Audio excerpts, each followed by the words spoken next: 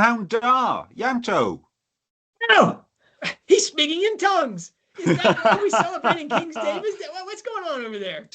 Today is St. David's Day, the patron saint of Wales. So I'm wearing my Welsh rugby jersey. I have the daffodil, which is the symbol of Wales. It's in Welsh it translates as St. Peter's Leek. And if you remember from your Shakespeare, we have the Welsh fighting with King Harry had leeks in their hats. Well, this is sort of the modern version of that symbol. But it's our patron saint. He was educated here in my hometown of Lantwick Major, the oldest Christian college in the UK. So we are very dear to our hearts. Seriously, but what I mean, many years to all the Davids out there, I guess. Yeah. You know, this is their big day. That's why there are so many Davids in Wales. We have Davids, Dies, all varieties. It's a very popular name. But talking of names, John, I remember. Now it's many months ago, so I'm trying to recall. But I think it was September last year. You mentioned you were working on a post, something to do with Hallmark Man's character names. John, I mean, you are very kind, I guess, or you're being very cruel. I don't know which one it is. But yeah, someone responded to a post I did on the Hunger Games prequels, yeah. And I said next week I'll be writing up a post about the structure of Sunrise on the Reaping. And I showed all the diagrams of the previous things and where I thought it was going to go and everything. And this person wrote me a very kind, thing saying, I'm still waiting for this, but I can't wait to read this. The odds of me doing Sunrise on the Reaping right now are just about, no. But yeah, I said repeatedly in the first month or two after the release of the Hallmark Man that I had to do a Cryptonins post. I had to do let's break down the allegorical depths of the Hallmark Man's names. The very first post I did about the Hallmark Man, written post, was about the flood, the avalanche, whatever, tsunami. What other words can we use here, right? The tree fall. What do we got here? Of names, characters, and subplots inside the Hallmark Man. It made it a very difficult book for a lot of people to read. It needs an index. It needs an index, doesn't it? I mean, my final count on names that were new or relatively new was 139. Wow. Okay. And so I suffer from a certain mental illness called all or nothingism, which is if you got to do it all, or you break down and you don't do anything. And that's, I don't know. I don't know. That's cowardice or just an excuse or what that is. So I thought, okay, I'm going to start doing names, the ones I think are most important. And I'll just write until Substack says, nope, whoa, just, we can't mail that out. This is not for the Encyclopedia Britannica by email, buddy. Stop, just stop it. So I started writing yesterday. I said, okay, forget it. I'm writing. It's February 28th. It's been how many months? It's been like 5 months. It's time for me to get to work. And so I started writing. And I didn't even explain, Rainey and Wilson, what Rainey and Wilson is. I referred, I don't know how many times, to Rainey and Wilson, which is, the book that Rowling uses for her names. Because she had, what was it, a page of her website. She had pictures of the books that she uses. I didn't mention any of that. I just wrote a very quick introduction because I didn't stop. I just started with names and I went back, wrote the introduction, and it was already over. So I got 10 names. And I really regret not doing this earlier because it confirmed a lot of the things we've been talking about.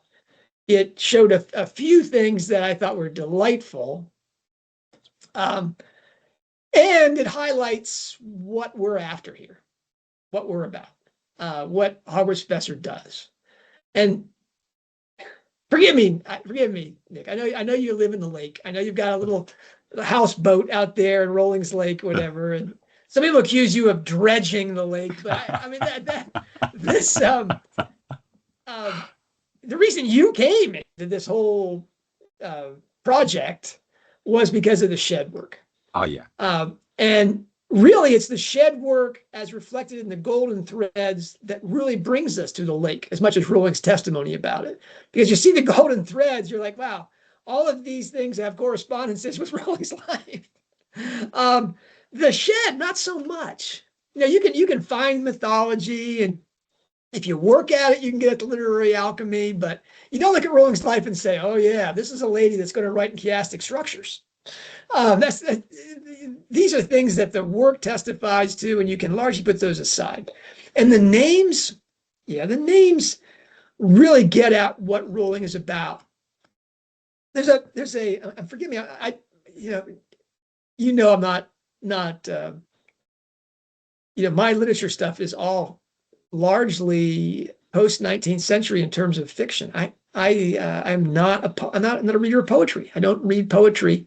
And I think you've read more poetry, Nick, in the last 6 months than I've read in the last 10 years. So I mean, that this is, I mean, T.S. Eliot in The Salvages says, we had the experience, but not the meaning. And that's largely the project at Hogwarts Professor. Is all of us have had the experience of reading Rowling's work, and we're mystified by it. So it's a profound experience. It touches us subliminally. It really gets at us in the unconscious mind, and really at the level of the heart. But we don't consciously understand its meaning. We don't go for that. And so the Hogwarts Professor thing is our audience, our the people that we speak to are people that want to know the meaning consciously. They want to really see what this is about and why it has this profound effect on them, that they feel almost they've been transfigured, a little transfiguration spell going on there. And the names are a big part of that artistry. And it gives us a clue, or a cue more, to the rest of her artistry. I've talked before about how the literary alchemy and the chiastic structure, the mythology and the Christian content, all those things work together towards the same end, which is to engage the heart and to enlighten the heart and illumine the heart, the way that an alchemist pursues enlightenment. This light within you, this logos within you, as your imagination is transformed by its contact with the reference of these symbols and such. Now, all those work together, but the names, in my experience, people always just think that they're a joke. Now, they're funny, and we talk about their being funny, but they're funny. First of all, most names just go right over the people's head. Some of them aren't funny. Like if you read Beatrice Groves's parsing of Owen Quine, which is brilliant. I have to put a link down below on that one. I mean, seriously. You see Owen Quine's name and you just don't think anything of it in The Silkworm. And Beatrice's exegesis of that name, nobody's laughing at the end of that. They're like, oh, wow, okay, that's profundus, right? That is, forget the confundus charm. This is the profundus spell. I mean, that's just so brilliant. And unwrapping that, as Beatrice did, was a real service, because it really illumined the meaning of what Rowling Galbraith was after in that character and in that book. Now, to my knowledge, nobody's done that with Hallmark Man, and so there's some good jokes in there, but mostly it's, hey, you're missing the point if you don't really get this. You're not seeing where this is going. And what my takeaway from this whole thing, maybe we shouldn't go there until I get to the end of, we're talking about this, but I mean, if you only have 5 minutes of this talk, is that if we needed confirmation that the first 7 books are a set and the next 3 books are going to be a set with the same characters going all through them. Really, the intensity of Rowling's nomenclature, her name fixation and her investment in names really points very strongly to this has just begun. This is not an Owen Quine, he's murdered, he's dead, and we're never going to see anybody again. Maybe Leonora, because there's a lion in her name, but no, there's not going to be that many people from these that previous 7. That is confirmed, I think, in these names. That's wonderful, John. My theory is, I think Rowling, the work you've done and the work that Beatrice and others have done have demonstrated that Rowling puts an awful lot of effort and meaning into her names. And I think she mainly does that for herself. So that when she's using that name and she's writing that name, she knows all that background, even if the casual reader doesn't. And that spurs her creativity as she's writing that character. But and we maybe don't pick up on that meaning of the name, but we pick up on how she's using that character and how she writes that character. And this further exploration that you're doing, that and now allows us just to peek over her shoulder when she's created that character and chosen that name for that character, to just live a little bit inside Rowling's head so we can get a deeper understanding of what she's trying to create with them. And I think that's a very privileged place for us to be. That's a fascinating idea, and that's, to my experience, that's the first time I've heard that Rowling invests in this for herself first as a writer to make sure she gets it right. I think that's very similar to a mother in a child. Yeah. That I know, and I have some experience in childbirth here, not personally giving birth to children, but being present. I've delivered 5 children with my wife by myself. Actually, she was there. She was there for all of them. Yeah. But just the 2 of us and the child. And after the first couple of children, where we kind of worked together, which meant I tried to manipulate her into the names I wanted her to use. After that experiment, I realized that the mother had a resonance with this thing, and the famous Platonic dialogue, Cratylus, he talks about the sounds and such, and this resonance with a child's name, and that the mother, I think, has that sense of what this child's name is, and as she births the child and she calls that child that name, and the Orthodox have like an 8-day period before the child is really named, so this is done properly.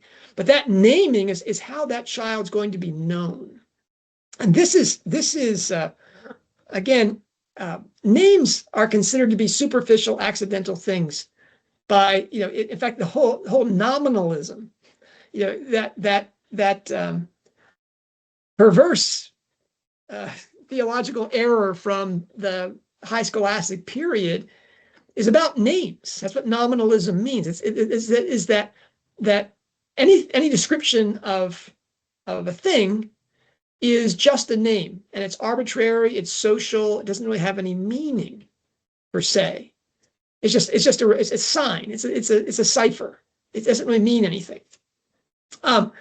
Theologically, that's a deviation not only from Christianity. You can't say hallowed be thy name and be like, but names don't really mean anything. Names in Christianity, as an esoteric Judaism, if you want, but I mean, all through Judeo-Christian literature, the name of God is sometimes it's taboo, always it's to be hallowed, and it's reflective of when that perennialist's touchstone to say the name is to be in the presence of the named. Is that when you invoke a name, that's how a person is known, and it draws out their essence. Now, really the best single chapter in the literature on names is in Beatrice Groves' Literary Illusion in Harry Potter. It's got its problems, and really, I wish B had gone into something that she writes about in another part of her book. It really is the thrust of all the stuff that we do here, and that is that everything, all of Rowling's artistry is exteriorization. She's going to bring, like the Bogarts. The Bogarts exteriorizes everybody's worst fears, and that's largely what names do. Names are your tag, your face, the little sign that you carry that tells you who you are. And the first thing it tells you, if you do it backwards like the Japanese, is the surname comes first. Here's my gens, here's my family, here's the tribe I belong to. And then my given name is that resonance that makes me individual. Right? That's how and that's a very good guide to who that person is. That you look at their face, you see their name, you should be able, that should exteriorize a lot of what their essence is. All right. Now, we're all taught not to judge a book by their cover, and this and that. And we all laud Dumbledore because he's able to see, that inner person. Well, it helps if you can do that little occlumency thing, but that his not occlumency, but legilimency. Excuse me. That exteriorization of the inside. And the inside being bigger than the outside, two kind of topoi of Rowling's work. That's what she's after, is to get you to penetrate into that depth of the person and see how they're known. And the name is your point of entry to that. Now, I like your idea, I really do, that Rowling does this as a marker to herself. Hey, I'm talking about Owen Quine here, and this is what Owen Quine means. And so I do that. That's brilliant. I love that. It's a writing tool. We do know that she did a lot of writing, for example, with Hermione, where she didn't know her last name, so maybe not in terms of every character, but she certainly doesn't finish that character in the work until those names are down solid. And in Beatrice Grove's chapter, she lists all the things that Rowling has said about names. And she said a lot about names. It's clearly very, very important to her. Now, Hallmark Man, wow, again, maybe the 139 names will cover us for the next 2 books. Maybe we're not going to get that many new characters in the next 2 books. There have to be new mysteries, but we have old mysteries that haven't been solved yet, so maybe they're going to go back and fix those. All right, that would be great. And certainly we have the Robin Strike relationship, which has reached a certain pivot. Now we can't go back. I mean, the last book we thought, oh, good, they're finally going to talk about, this and that. And they didn't really go there until the last chapter of the epilogue, but they can't pivot away from this now. I love you, I love you, I love you, marry me. I mean, that's a hard one to say. Whoa, you misunderstood me. So now we're going to pivot into this hard, and all these things are going to come out in these last 2 books. And we see that in these names. So this is part 1. This is part 1. There's going to be more, but as always, John, you're not being entirely honest with us. You're cheating. So 136, 139 names, and you've just chosen 10. Well, the first one you've chosen has got 5 names, John. So this is Rupert Fleetwood. What's your big takeaway with Rupert? This is Rupert, Peter, Bernard, Christian, Fleetwood. There's another character. Brian Wulfrig, was that in there? Yeah. That's the other character with 5 names is Dumbledore. And I thought 5 was kind of the outer limit, but no, we've got a character with 6 names in this book. It's okay. So around the twist there. But Rupert, Peter, Bernard, Christian, Fleetwood. So he does call to mind, Albus Dumbledore and his 5 names. How do you approach that name? For me, the point of entry was Fleetwood, because we've had a Fleetwood before. It was Patricia Fleetwood, and that name, Patricia Fleetwood, meant upper class woman. Patricia is like patrician, and Fleetwood, at least in America, is the company that made Cadillacs. And so to be Fleetwood. Now, you've told me that Fleetwood is another name, that Fleetwood has a different origin. Yeah, so Fleetwood, it is a small town in Lancashire, but the Fleet part of the name, it's it can mean just a generic tidal inlet, so a small stream, but it's also quite a famous river in London. Now, it's not the famous river in London, that's the Thames. Okay. Everyone knows that, but it's a tributary to the Thames, and it's where Fleet Street gets its name from. Now, Fleet Street is the famous street in London where the journalists, it's their sort of spiritual home. All the big papers were based there. All the tabloid papers were based there. And this river in the towards the beginning of the Victorian era was basically an open sewer. The Thames itself was dreadful, but the tributaries were even worse. So this river was a stinking mess, which is perfectly suitable for the home of journalism in the UK, but not so good for people who don't like catching cholera. So they, yeah, they essentially turned the river into a sewer. It's part of the sewer network now. It is they culverted it, which means they covered it over. It is entirely now underground. So the River Fleet is still there, but it is all a hidden underground river. And I like to think that when Rowling was choosing the name Fleetwood, the Fleet bit, she had the idea of this hidden secret river, the river you know is there, but you can't find it. I love it. I love it. Again, Nick, things that people in the United States. The other thing that people in the United States are unlikely to know is the name Rupert is so for in the army, other ranks, enlisted men. Certainly 30 years ago, it was very common to refer to an officer as a Rupert. Can I do this? You need to get that signed off by your Rupert. So it was an archetypal name for a young upper class or middle upper class officer. Brilliant. That's great. I mean, I should say here what everybody there should realize already at home, which is that no, I don't think it's negotiable that all these names are meaningful, but all attempts to interpret those names are not brilliant. Yeah. And are rarely spot on and comprehensive.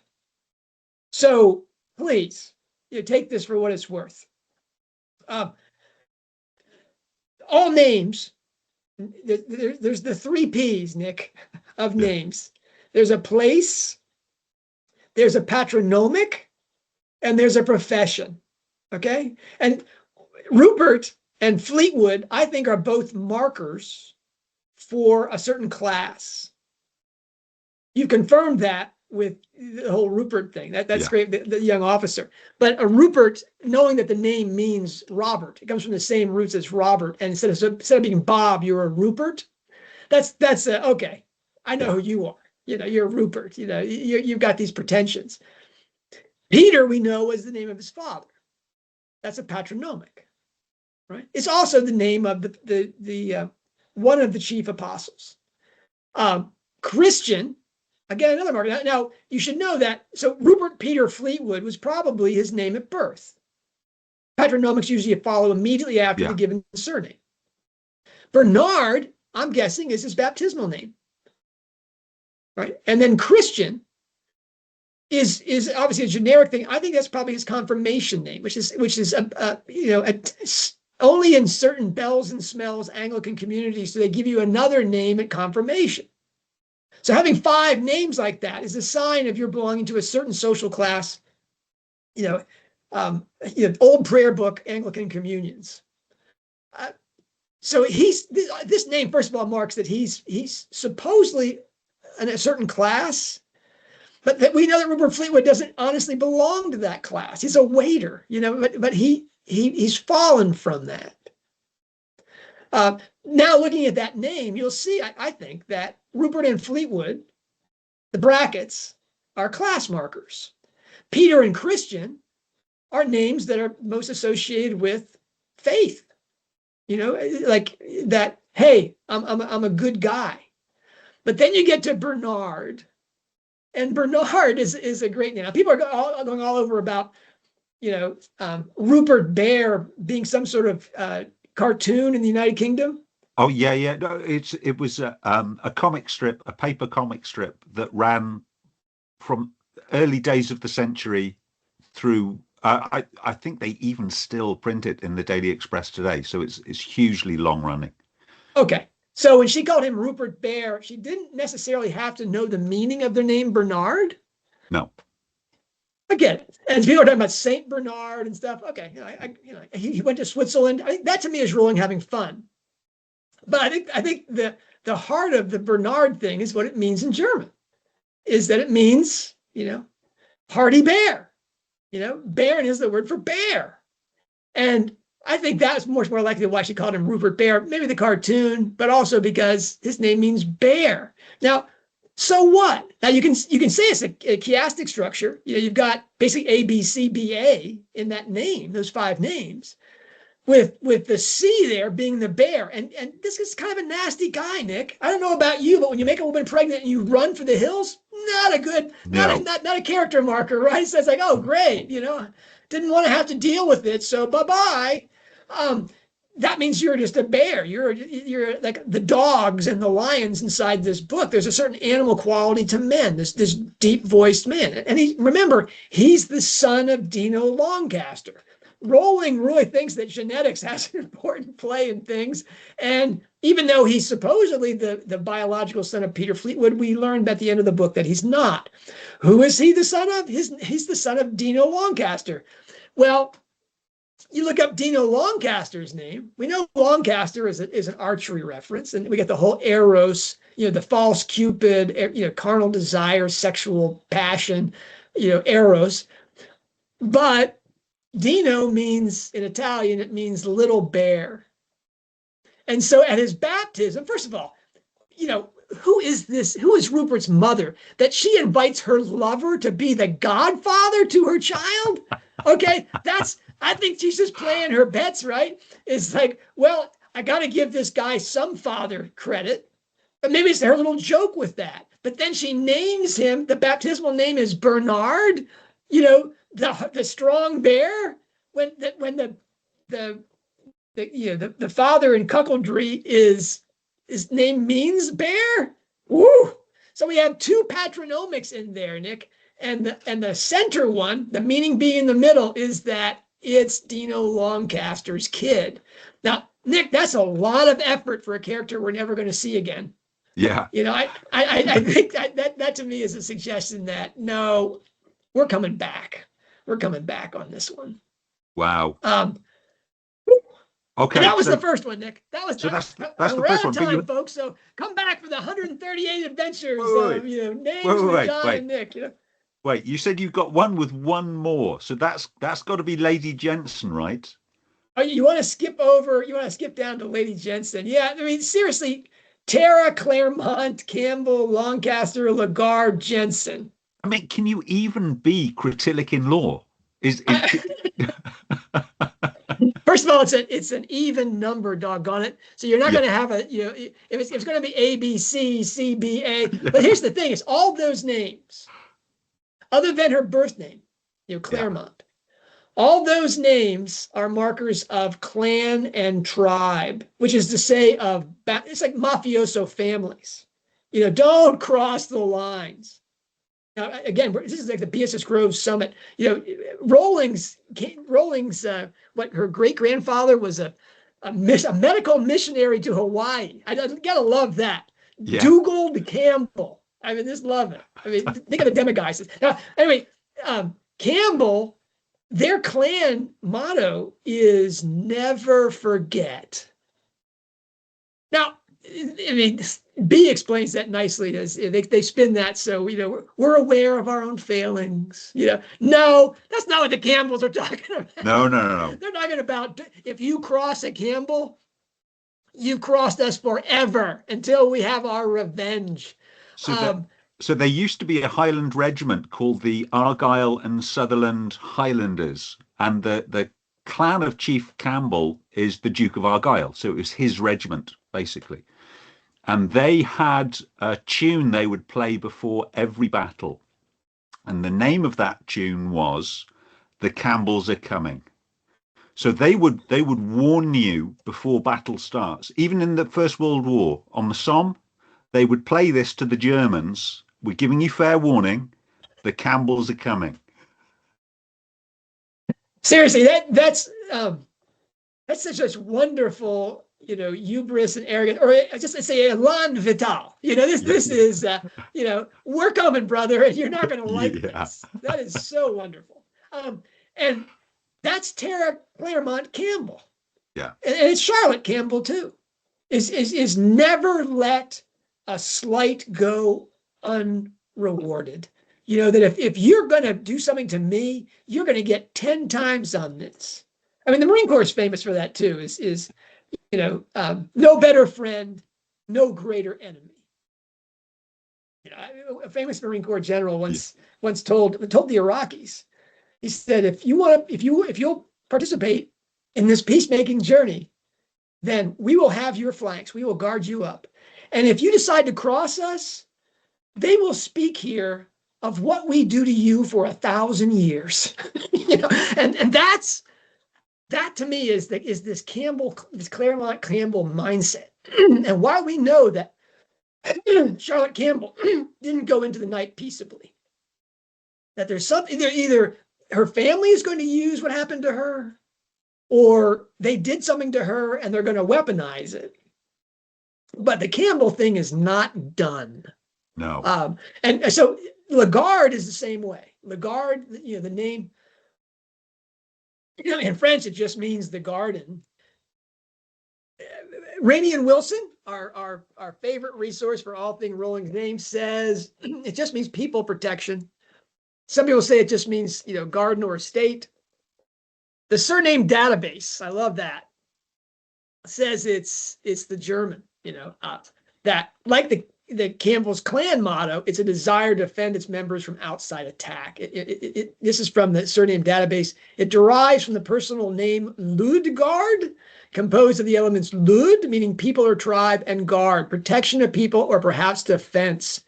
As Lagarde, it was a personal name, etc. Now all those names. Oh, then you get to Jensen. Jensen's my favorite because it just means Johnson.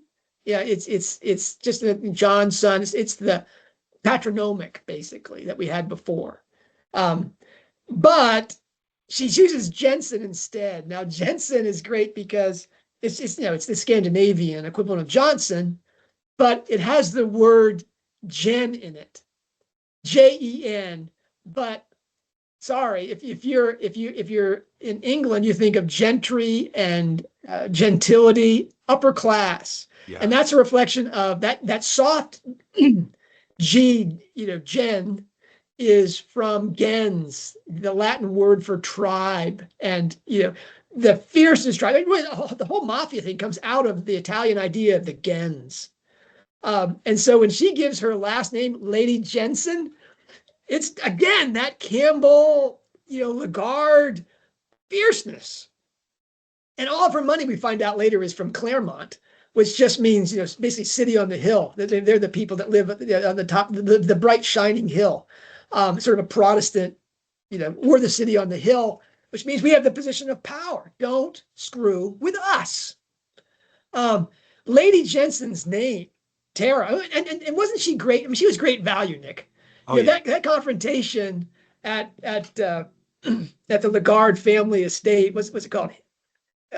Hennessy? What's the name of the? I'm not sure. Hemberley. Someone's got to tell us what the name of that means, right? Yeah, tell us in the comments, guys. I can't find it quickly. All right. That confrontation with Strike is the fight with Charlotte that we never really got. Yeah. Strike, when he meets Charlotte in the first 7 books, is just saying, I don't want to deal with you. I don't want to deal with you. I don't want to deal with you. Whether it's on the phone, by text, or in person, Strike never, he was always just biting his tongue, grinding his teeth. I don't want to have any inner relationships with you, Charlotte. It's over. Goodbye. But with Tara, Charlotte's in the ground. And so all of his barriers to really telling Tara what he thinks, they're off. And so Strike jackhammers her. I love it. I mean, the end of that conversation where he says, where Roland Galbraith puts in his mouth, do you mind if I take a slash before I leave? I mean, in the United States, it's going to have a piss. I mean, it's just it's so vulgar. And it's like, you're dirt on my shoe, and she's like, no, I do mind. You can't do that. And he's like, I know where it is. Don't get up.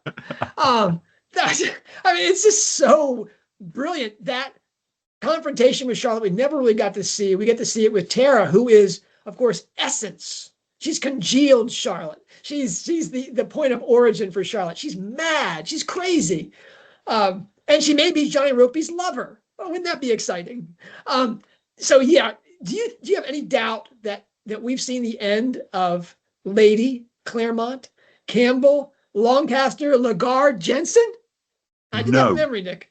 No, I don't think so. So Jensen was also very beautiful and very expensive and very stylish sports car produced in the UK in the 1960s. Every film star wanted to be photographed with one. There were huge waiting lists. It was also notoriously unreliable and didn't last very long. So I'm wondering if maybe Rowling had that in the back of her mind when she chose that. That's beautiful. Forgive me. That's the equation that Americans have with the Jaguar. Yeah. Which has been a much more successful British brand of automobile. But in the United States, the engines are famous for needing to have their timing adjusted constantly. Yeah. So if you haven't got a professional driver that's maintaining your car, you don't want to have a Jag. Yeah. Anyway, that's funny that Jensen has that. Thank you, Nick. That's another great marker. Yeah, it needs to go to the garage at least every week, but it'll get there really quickly. It's not being towed. Yeah, that's great. So again, that marker, much like Rupert, Tara's name says we haven't seen the last of this woman. Yeah. Because Rupert has Bernard in the middle of it, which ties him to Dino, right?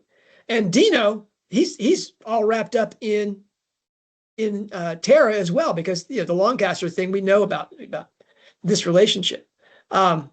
Wow, this is so you can see why I was excited about this. This is a lot of fun. This is a lot of fun. But we can't forget today is St. David's Day, and our many Welsh subscribers will want to know a little bit more about some of the Welsh names that are featured in the Hallmark Man. So what about Tyler Powell? Okay, yeah, we've talked about some of the bad guys, but Tyler Powell, yeah, it really is a Welsh name, right? Yeah. Let's go to Powell, because that's the most specifically Welsh name. It's a commonplace in West England, I'm told. Obviously, where I'm reading this stuff, where Rowan grew up. I did not grow up in West England. It means son of Howell, from the Welsh Powell. I mean, go ahead, Nick, pronounce that. Ap Howell.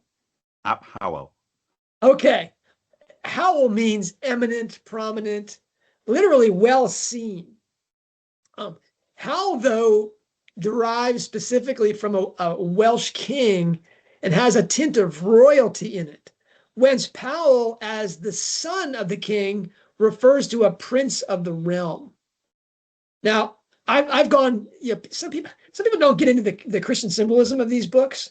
And all I can do is feel bad for them. Like I got raked by one, commenter that was saying, "Oh yeah, John was all in on the fish being a Christian symbol," and I was like, they were given names of the characters and they revived and rose from the dead, and you don't see anything in that, dear. It's just like at a moment of great transformation in the character for whom it's named, you didn't see any correspondence there. Okay, another silly overreach by John Granger, okay. But here we've got, Tyler Powell, who I think is the Christ person of the book. He sacrificially loves Jolanda Lindvall in a way that's this woman has been raped, has been serially abused. She's been impregnated by this guy who's her false father. And yet Tyler Powell says, I love you for who you are. And I know your essence. He gives her that charm bracelet that shows he knows what her name means, which has a specific meaning about purity. We can talk about that later.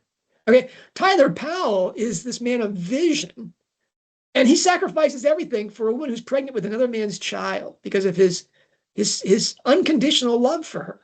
And then what happens to him? He's the hallmarked man. What is his hallmark? A 3-barred cross carved into his back, and all of his individual characteristics have been ripped from him to identify with that cross. That's what the demonic satanic figure does to him, because carving a cross into a man's body is a crucifixion. You're fixing a cross into him. You're making him into a cross. So Tyler Powell, why is Powell that way? Because he's the son of the king, which is transferable to a son of God. He's that figure. So Powell is powerfully named, and it's a powerfully Welsh name. And Howell was the only Welsh leader who was known as the Good. Howell Dda. He was Howell the Good. Not the most powerful of all the Welsh leaders. We'll maybe come on to a more powerful one later, but he's the only one that had that postnomen of the Good. So very well regarded, and quite an early one. So sort of the late 800s was when he died. Now, that's great, because Tyler could be called the Good as well. Yeah. But Tyler, the first name,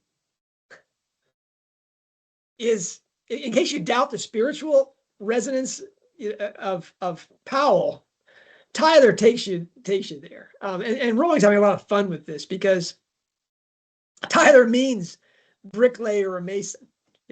So he's in a book about Freemasonry. There he is. The very wise tiles are brick. It's right there. He's the true Mason that Pike and others talk about. He's the good man who sees the best in other people. He sees through the suffering Chloe's surface, and she's a rough girl. You see that exchange that Faber Whitehead talks about her, that this is a rough girl, and Tyler sees through that and claims this woman inside there. My favorite thing, though, is that the name is, in Freemasonry, the Tyler is actually a position in Freemasonry. It's the person who's this one site I found says it's sometimes it's a doorkeeper of an inn or owner of a tavern, derived from its use in Freemasonry as the name of the office of the outer guard. Now I had to look up what that meant, and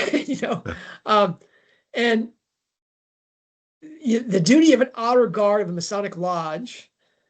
Masonic lodges may meet in rooms in taverns or other public meeting places, and all lodges appoint a Tyler to guard the door from the outside against ineligible Masons or malicious or curious people, to check the eligibility of latecomers, and to ensure that candidates for ceremonies in the lodge are properly prepared.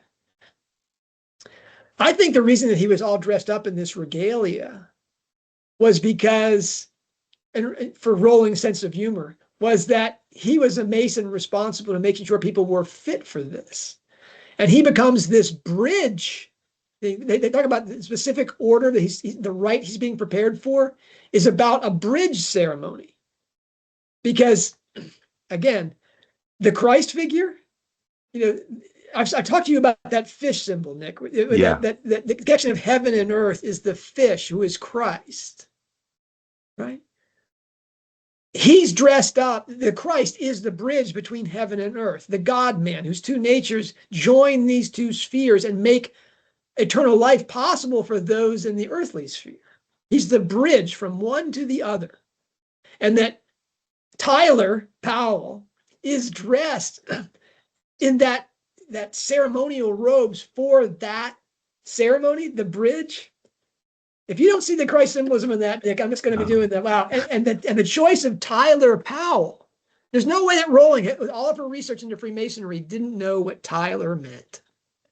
And she also says she has Strike and company searching to find him in bars. Well, that's because other duties for the Tyler, I'm reading this, involve preparing the room for meetings, supplying regalia and equipment, serving as bar steward. The Tyler was a guy who worked in the bar. So this is too rich. So this character who's not, we don't see much of Tyler really. No. We see his dead body, his remnant, but we don't learn his story really until the very end, really until, parts 9, 10, and the epilogue. We don't really get Tyler Powell. And what a revelation it is because of all the horrible things that have been said about him before that. Anyway, so yeah, Tyler Powell.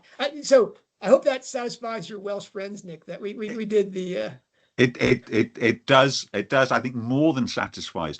Well, okay, so we've done Welsh. How about Belgian?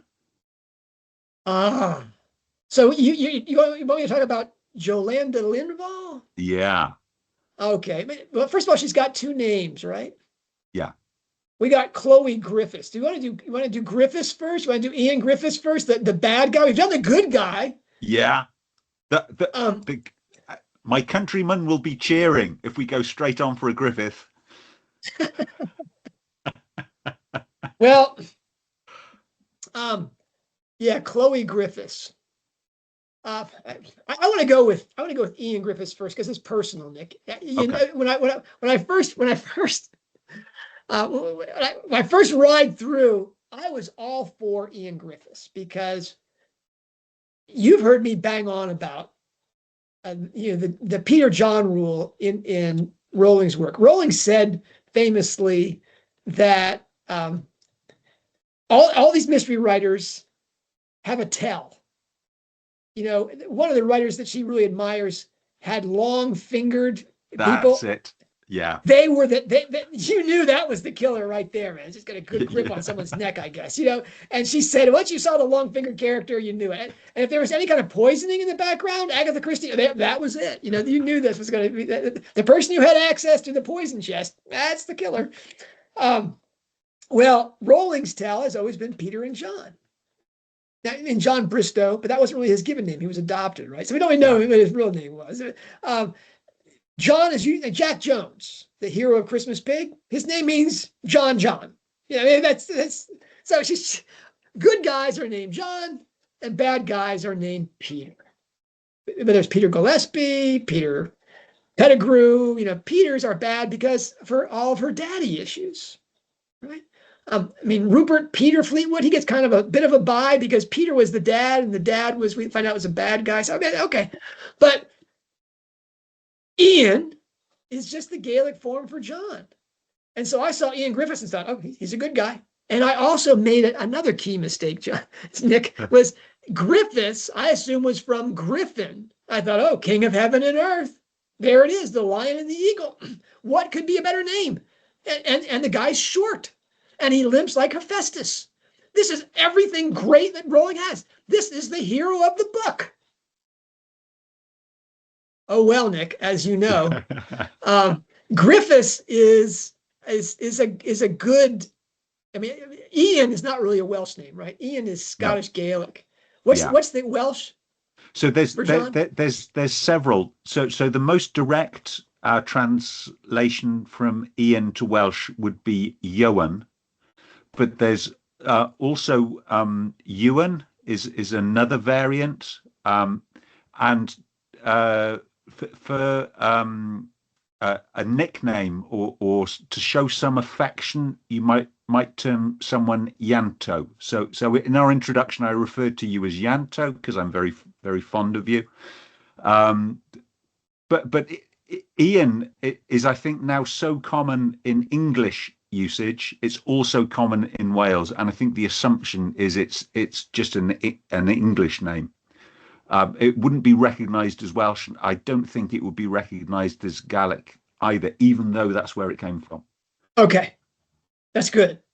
But Griffiths, sorry, that's heavy. That's strong, right? Oh yeah. So I mentioned that Howell was probably the Welsh prince who was most well thought of. Howell the Good, not the most powerful. Well, Griffith was the most power. Is the only Welsh leader, recorded Welsh leader, who could probably be called a king of all Wales.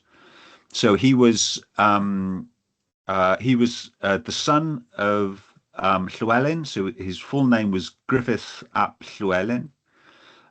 He died in 1060, so he's fortunate not to be involved of the Norman conquest of Glamorgan, which started to dismember his kingdom. But the term Griffith means strong lord or fierce chief. So gruff is strong or forceful or fierce or powerful, and Eve is a lord or a chief. So he's literally the strong leader. Now you could see Griffin in there if you wanted to. Yeah. You could make that into if you wanted to, but obviously not what Rowling was looking for. Unless, Nick, and this is where it got uncomfortable for me, that this was a misdirection piece for me.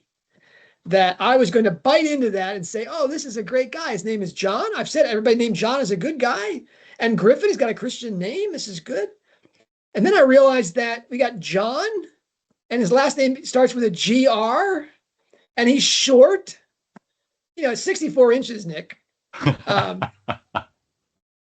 John, just because she named Hermione after you personally, she's not going to keep on doing it. You've had your acknowledgement. I think that's it.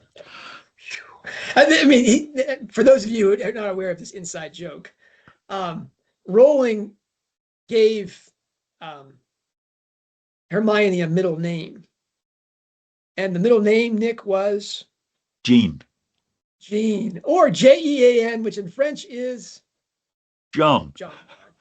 So yeah. Hermione, who spends the last book trying to figure out the symbolic meaning of a children's book, is named Hermione John Granger. Okay, so that's the joke.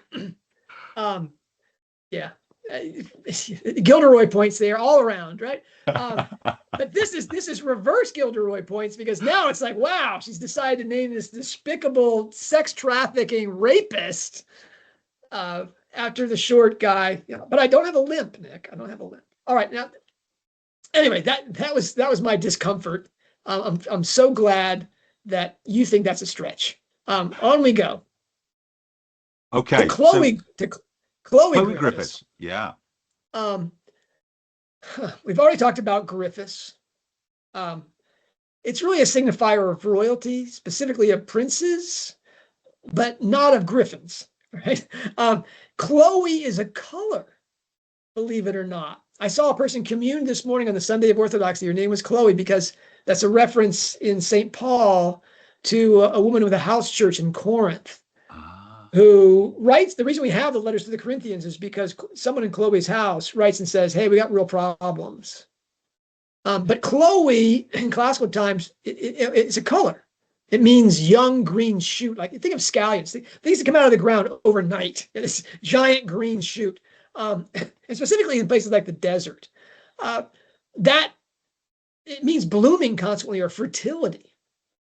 That's got a mythological core to it, Nick, as shouldn't surprise us at all, and one that links to Cupid and Psyche, because Chloe is an epithet which is given to Demeter or Ceres.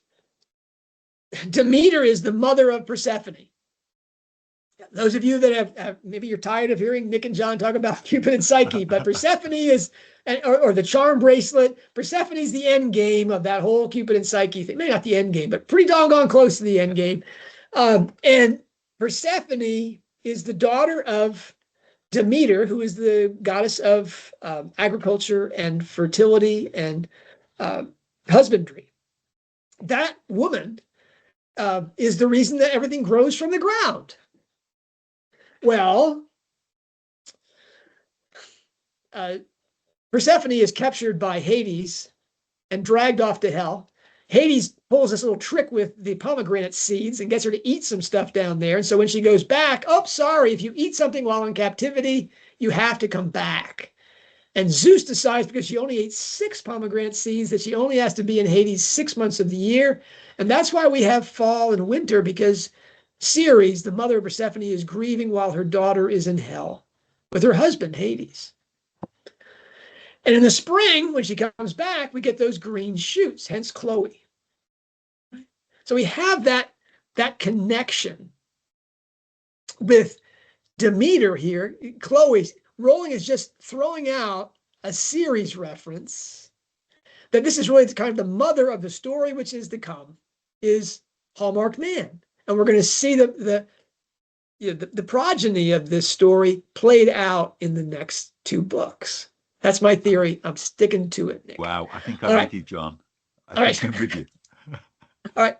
This is the original myth has the abduction and return of Persephone.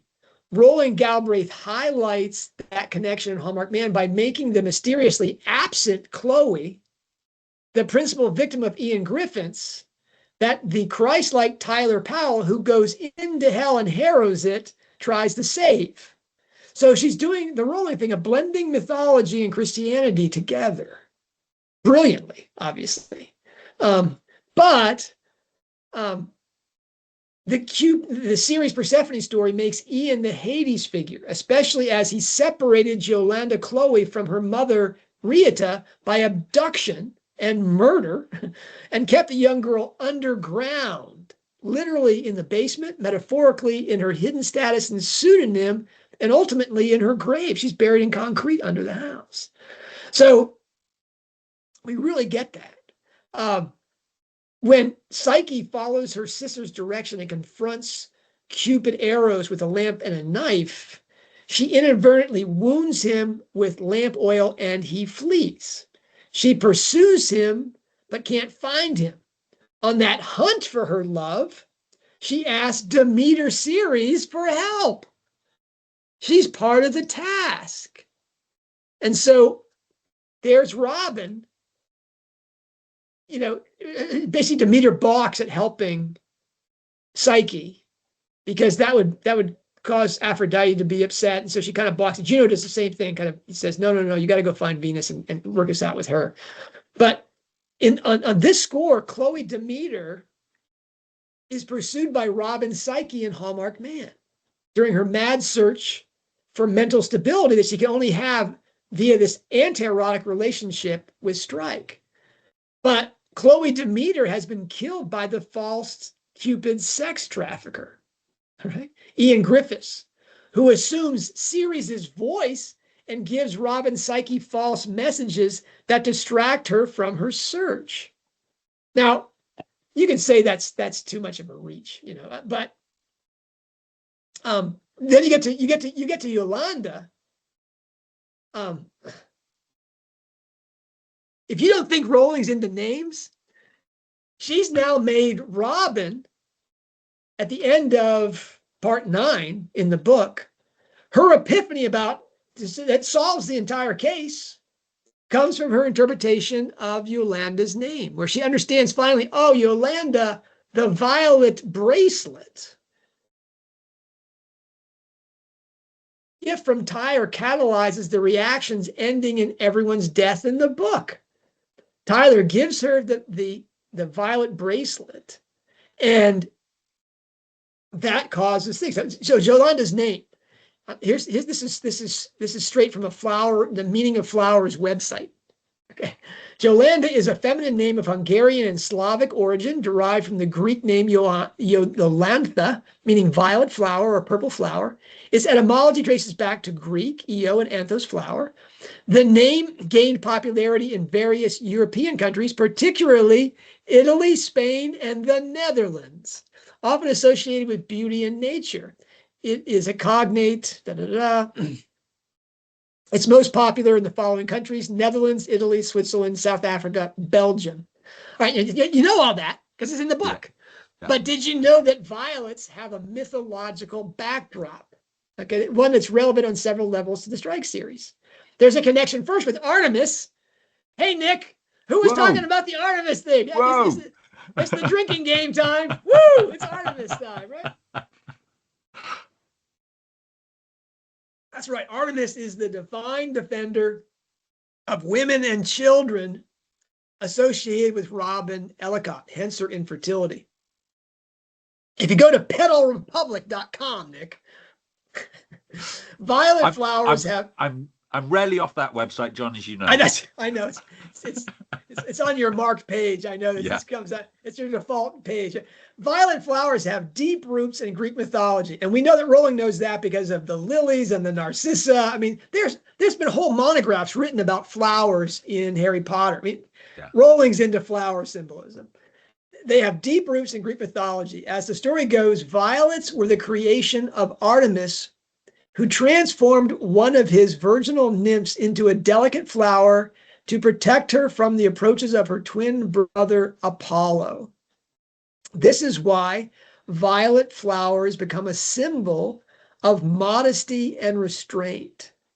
All right. So Artemis, protector of women and children, changes this woman into a violet. And the Christ figure, let me go into the Christian symbolism. Okay, same site. In Christian writings, the violet flower is often seen as a symbolic emblem of humility because of its 3 leaves. We get Trinity, It is said the violets symbolize the Virgin Mary's humility and purity. These blossomed when the angel Gabriel told Mary that Jesus would be her baby. In the world of religious art, the violet flower is often portrayed as a symbol of modesty and humility. In the article, I write up all, what violets in general, what blue violet and white violet mean. Go and read that. But what we're seeing here is that the Christ figure looks at Chloe Griffiths, okay, who's a very rough young woman who has been used and abused, and sees the violet within her and gives her this token, this physical token of, this is your true nature. And I see it. Basically, I see this virginal, humble, modest woman inside this sex-trafficked, raped woman. And I draw this out of you. And she does everything she can to protect Tyler. That fight that she has with Hugo Whitehead and Anne-Marie is because she's trying to fight to shut them up to protect Tyler. Because if Ian Griffiths finds out that he knows this story, then the man from Hades is going to murder her true love, who is, the Christ figure. That whole thing about him having to be murdered underground in the vault and hallmarked, the necessity of it is because of the symbolic representation and the mythological background of Hades and the devil basically against Christ. Eros and Anteros. His relationship with Jolanda is entirely anterotic. Right? He's not even with her. He didn't father the child. We don't even know if they've had relations at all. And Ian Griffiths, on the other hand, is this satanic figure that has captured her and put her underground and murdered the mother series. I mean, it's fairly convincing, Nick.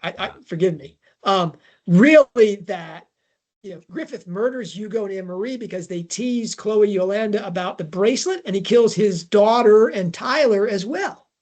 I think he does this not only because he rightly feared his exposure if her real name and prisoner status were revealed, but also because as something of a satanic Eros figure, he despises the purity and modesty of Powell's Christ-like sacrificial love for Jolanda.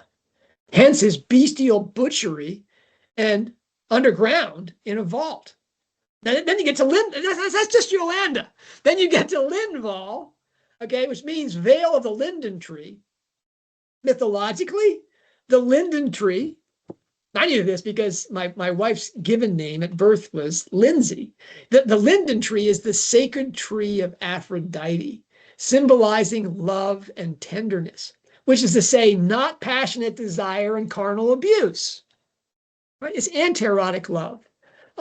It's about friendship and fidelity. So, yeah, the hidden name there, Jolanda Lindvall. And the fact, how about, when do we learn about Rita Lindvall and Jolanda Lindvall, Nick?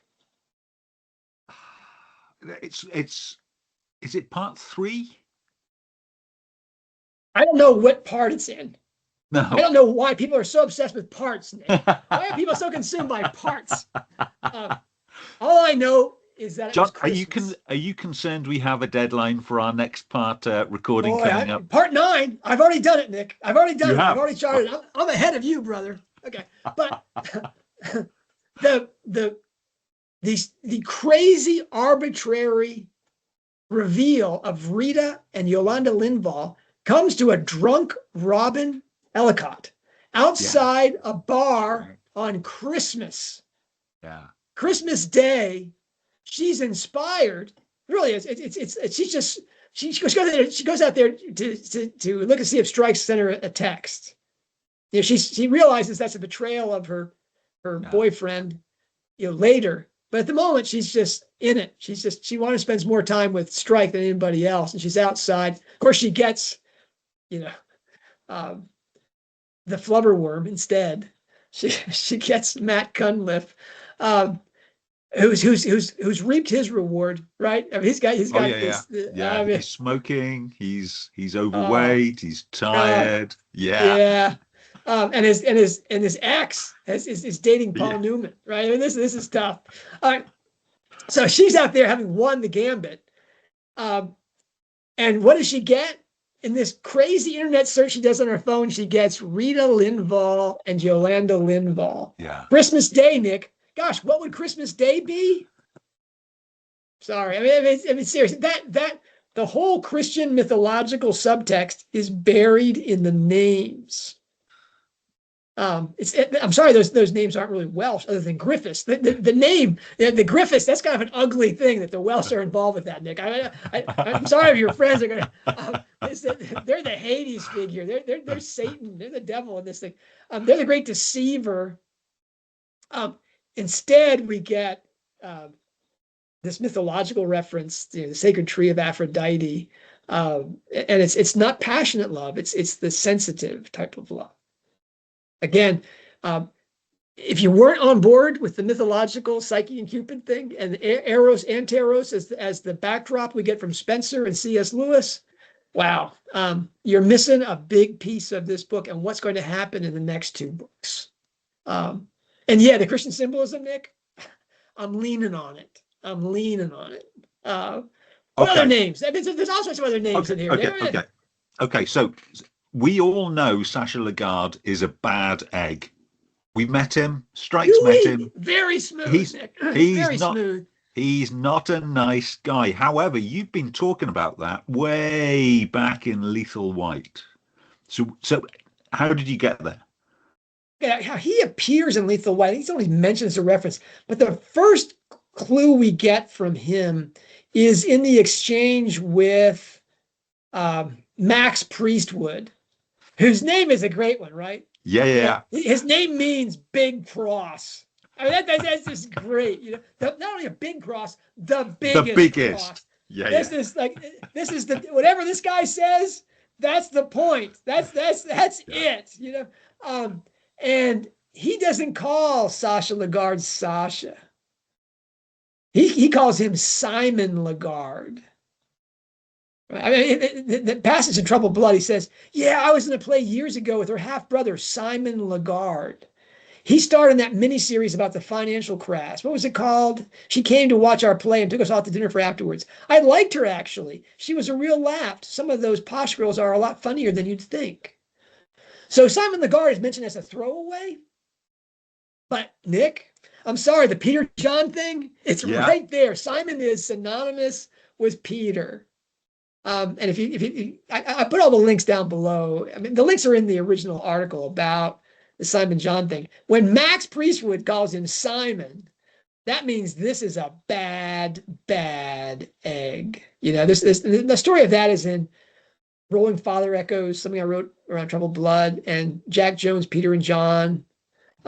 This is really Rowling's defining family romance reflected in artistry, is that Peter is a bad guy. And so Sacha Lagarde, and then he makes this comment when Charlotte supposedly commits suicide, he quotes Romeo and Juliet, and he quotes something which is not what he thinks it means, or it is what he thinks it means, and he's cueing us to think, oh, there's something more to this story.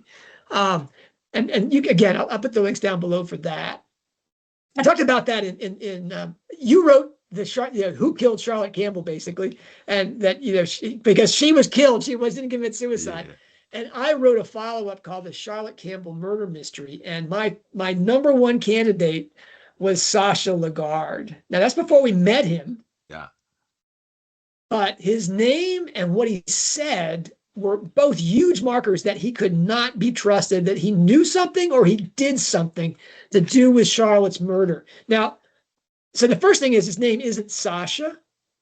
You know, it's probably Alexander Simon Lagarde, and he goes by Simon sometimes, and his family calls him Sacha, which is the diminutive, affectionate thing for Alexander. Alexander as a first name, Nick, it means, in Greek, it means the help from men. That's like Alexander the Great was considered to be a Messiah figure, right? I mean, it's sort of a savior. And so Sacha offers himself as this heroic figure. I mean, that play he was in where he plays this long-suffering character in the Holocaust, and yet he has everybody else do his stunts because I'm not doing anything like that. And he can't be bothered. Yeah. They won't let me. Yeah, they won't let me do the stunts. Yeah. Yeah, and he can't be bothered to tell Strike that he knows that he has the Neff in his house. Yeah. There's no way he doesn't know that's there. Maybe he doesn't know that his mother is displaying it. Only Tara would display a stolen object like that. I mean, come on. That's good. She wants Dino to find out that she has it so that there can be an explosion and a fight about it. But Sacha knows all of the backdrop, and he just lies like crazy to protect his family because, Nick, he's a Lagarde. Do I need to go back and review Lagarde for you? And that's that clannish thing, you know. And so his mother is not a Lagarde anymore. She's a Jensen, but she's living on the Lagarde family estate because they protect their own. The Gens is strong there. I you know, go ahead. When Sacha Lagarde doesn't wind up being the murderer, you can say, "Oh, John, you missed that one. I miss these things all the time. I miss these things all the time." And we've already seen with the Ian Griffiths thing that Rowling is on to the Peter John stuff. But maybe because Simon was referred to as Simon only once in Troubled Blood before I wrote up any of the Peter John stuff, maybe that was a tell that she doesn't want to repeat. That he's that bad a guy. We'll see. Okay. Colors. So we've had Rubeus, we've had Sirius Black, we've had Albus Dumbledore, of course. We had Chloe. Chloe is green. We have Chloe, but we've got a couple of references to all the colors. So Newton and Gandalf the Wizard will tell you white is all the colours, all at once. And we've got two whites. So we've got Faber Whitehead and Albie Simpson White, which is White Simpson White. Are we in alchemical territory here? You know, that's a great question. And I'm really balking at the whole. For example, I'm satisfied that the first 7 books are a ring. Yeah. And I know people are doing double rings and triple rings and rings inside other rings and stuff. I mean, it's great. Knock yourself out. The first 7 books were a ring, and in correspondence with the first 7 books of Harry Potter, these 7 books of Harry Potter. And how the alchemy works, they worked fairly well in that thing, but I'm really waiting on all 10 books before I start doing the alchemical analysis. This is quite the marker, though, we have the Whitehead family, Yeah. which just means gray-haired or white-haired, whitehead. I thought it was like an acne thing. Isn't it a pustule they call those It is. whiteheads? We call them whiteheads. Yeah. Yeah. Okay, I was like, wow, it's kind of a gross thing, but I don't think that was Faber's issue or Hugo's thing. Anyway, Albie Simpson White. Frankly, he's a bad guy, Nick. He's got white all over his name. You know, Albus is white or glorious in Latin. And white, Nick, you know, that means white. So we got that white bracketing, which only highlights Simpson, which, Nick, again, patronymic, son of Simp. Now, who is Simp? Simp is, you know, in anglicized thing, is the form of Simon. You can't have, you know, Simon's son. You have Simp's son. You get that sound there. All right. Son of Simon. Once again, Nick, Simon is synonymous with Peter, which is Rowling's reflex name for a bad guy. The man in white, surprise, who could have put Decima's mind at ease, sort of, by explaining to her why Rupert Peter turns out to be a black hat. You know, why Rupert Peter fled. That man, Albie Simpson White, turns out to be a blackguard. You know that he is protecting his friend while this woman with child spins. Now, maybe it's because Tish Benton got a great job out of it, and so did Rupert, Peter, Bernard, Christian, Fleetwood. But to roll all those back, but he's a bad guy. Yeah, I mean, there's that Simon name, Nick. I'm sorry, it's right in there. It's wrapped up in white, but you know, he's a blackhead. You just squeeze it and off it comes. It's an ugly thing. And then we get Hugo Whitehead. Hugo, you know, is really something that makes me think, yeah, maybe, or Faber Whitehead. Hugo Whitehead makes me think it's alchemical, because Hugo, Ron and Hermione's son is named Hugo. And Hugo, I think, is a play with Hermione's name is Hermione Granger. Her initials are, of course, the chemical symbol for Mercury, and it plays on her name being the feminine of Hermes. Hugo is also probably the most alchemical French writer. All of his novels have heavy, heavy alchemical symbolism in them. So that was like, okay, Hugo is a natural name. She puts that in there, so Hermione's kid can't be called a Granger. So we're going to put her initials right there in his name. That was kind of cute, you know. Here we get Hugo Whitehead. And that made me think, okay, maybe this is alchemical. We'll have to really come back to this. That we get that hermetic marker on Whitehead. Okay, maybe that. But Faber Whitehead, his name is more interesting there, because Faber, well, first of all, he's a great character. A beluga whale with glasses. I'm sorry, Nick. You know, I think I've always wanted to meet Rowling, but not really. Because don't you know that her mind is going to spin and kick something out and say, you know, a dwarf without girth, you know, what is she going to say when she meets me? You know, it's going to be like, you know, you're going to get some sort of epithet like, you know, beluga whale with glasses. Ouch. Anyway, he's a successful architect, and appropriately enough, his given name Faber means artisan or craftsman. I think, like Tyler Powell, that's a pointer again to masonry. I didn't write this up so much. I mean, there's some interesting things about Faber. It's a medical test, and Rowling is married to a doctor. And the Faber test is one of these tests that you really don't want, Nick, because this is a test where they twist your knees and your hips, and if it hurts like hell, it's a positive test. It's sort of like the dunking witches type thing, you know. Yeah. If she floats, she's a witch, and you have to kill her. If she drowns, she wasn't a witch. You know, I mean, that's here. This Faber test is if they break your hips and knees and you scream and your eyes cross and the earwax flows, That's it. We know exactly what you have.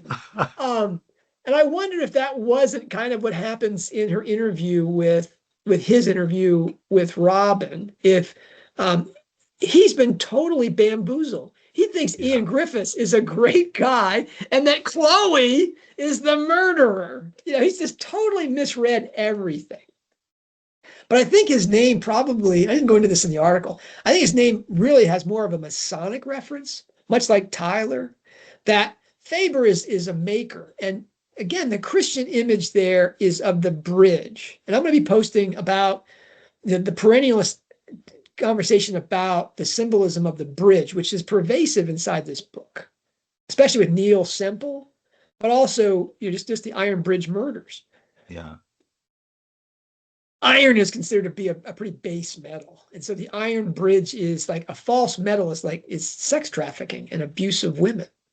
That's not the bridge of anti-erotic love, let's say in a marriage. It's the opposite. It's an iron bridge. So the bridge symbolism is really important. And that they have a character who's an architect. His name means artisan or craftsman, is a maker, I think is another reference to a builder of buildings or structures to include bridges. That he's a whitehead here can be alchemical. Gosh, Nick, that's not a stretch for me. No. But, I think it's more a thing that he's an older man. He's the only whitehead that we meet. Everybody else is off stage. Yeah. He's kind of afraid of women. I've talked about this in the part discussion, but that he's an old man. He's a construction thing. He's totally misread what this means. That may be the Faber test. I'm wide open on Faber Whitehead, but I think that name Faber really is important. Wow, this has been very enlightening and a little bit scary, considering we've barely done 10% of the names. 10%, Nick. Maybe 7 or 8%. 139, 140 names. 140 names. Do 10 into 140. What do you get, Nick? Yeah, you're the engineer. That ain't 10%. Yeah, but you've done the 5 name person. You've done the 6 name person. I'm saying this is slightly more than. So, what's coming next? Well, we've got Oliver Branfoot in the dock, and we've got Daniel DeLeon. I'm working with Ed Shardlow on Daniel DeLeon. I've already written to say, Ed, give me a list of all the lions, because I can't possibly list all the lions inside this book. We haven't got the Strike Finder has not been updated. So, and I don't do digital books. So, Nick, I want you to do a search on lion and Leo and send me all the lions or Leos inside this thing. It's not going to show Johnny Ropey, but we know from the first book that he's a Leonard, so we know that's up there. Daniel DeLeon, Nick, I'm going to have to really dig into this, but forgive me. Daniel in the Lion's Den? I mean, seriously, do we have to really dig? He's digging all the time, and on Sark, that's what he does. Is he's in the ground digging things. I'm just like, wow, is he digging a hole in the ground where the lions might be? So we're gonna start with that, and then I'm gonna go to Oliver Branfoot, and I'll just keep going down the list until Substack says you better send this because it's too long. So that's coming up. We also have. Nick and I are working on a class online. You're going to love it. It's taking a lot of work. Just like I promised the names, Nick, the class is going to happen. And I think I haven't even told you this, Nick, but I think the bonus of the class is going to be a tour that you make of Rowling's digs as an adolescent. I think that would be really fun to do, and I hope it'll be fun to participate in as well. I think, that'll be fun. Come on. Well, you're going to find a way, Nick, to get inside the house and show us the trap door, and you're going to get into why Dean Comprehensive, and show the lockers that she was thrown up against. This is going to be great. Let's see. Well, I'm working on Merope.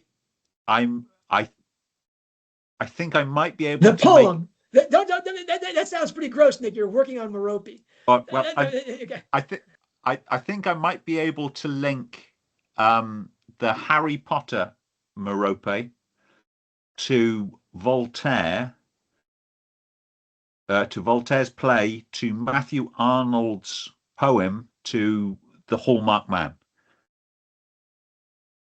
Wow. Maybe not this week, but it's. I think there's some of the links are a little bit tenuous, but I think there's links there. All right, and those of you that are on the edge thinking about being paid subscribers, we're going to be charting part 9 next week, and that's going to be a wow. That's going to be a wow. Yeah. You want to be part of that? And if you want, you can write to me, and I'll send you the form, and you can do that at home. We can play along at home. How this works. This is a group activity. That's right. Do please join in. Anyway, until then, Nick, salute. Happy King David's Day. Sunday Orthodoxy to all of you. St. David's Day. Have a happy St. David's Day, and I'll looking forward to seeing you all next time. Salute.